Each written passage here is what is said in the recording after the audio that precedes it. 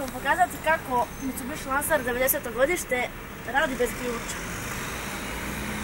Napomena radi na 2 klipa. Vrata, pogledajte šta rade. Raspada se. Auto je u raspadnom stanju. Evo, pogledajte.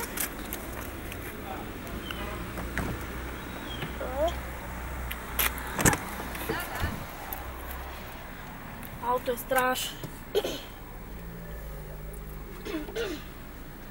Kamerman, molim, sedi na svoju ručku.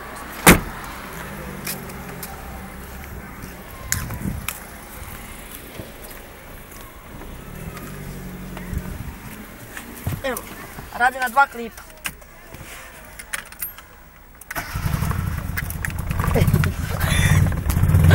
Evo ga ključ ovdje.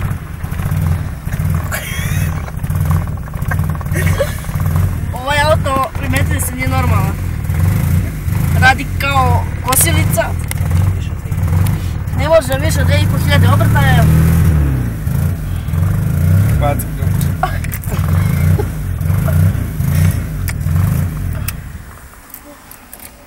Evo opet. Vadi se ključ kod ništa. Eto, to je to.